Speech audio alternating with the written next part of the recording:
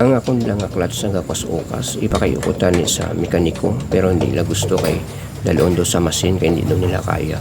Pero kung dali man lang ni kayon, ako na lang nagkayo. Dala ko sa balay.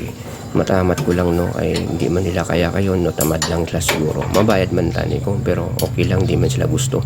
Dalon pa daw sa machine shop kay dito daw. Ang dala ko sa balay, ako na lang nag-imo. May haraman ko sa pang-ipit na gato. Kung kamo guys gusto nyo mag-imo sa mga ganit amoy-amoy ng mga kung di kaya sang iban, imuon nyo na lang inyo sa balay nyo mga amoy.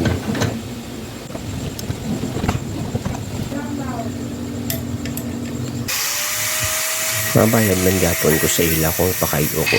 Kaya mga tikalon manabi. No, di ko balan ko kabalo man sila, pero kung kabalo man sila di dapat imuon nila, di ba?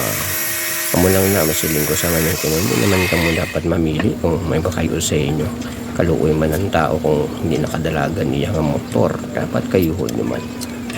Tatakaan ako sa pakayo ko na lang nagkayo sa balay. Hinili ko na lang niya. So gusto ko na nga din na makayo para daw masecure man ikaw nagkayo sa inyo mga motor. Kaya kung hindi man nabili nila kayo, magba naman balik-balik sa ila. Amo lang na guys, gusto ko lang abin na i-share sa inyo ang ako na imo na mga itong amon siya. Talawan nyo bila no. Mayara man ko sang gato, no? Gato na sander ko lang.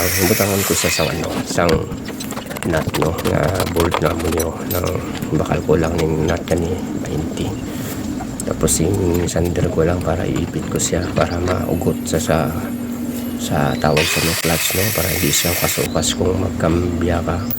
Ay kung hindi masabot ang ugot, mahulog lalo na may pasahero ka makasukas na muna okay na siya kung hindi na siya mo kaso sulit na kayo guys. So nakabala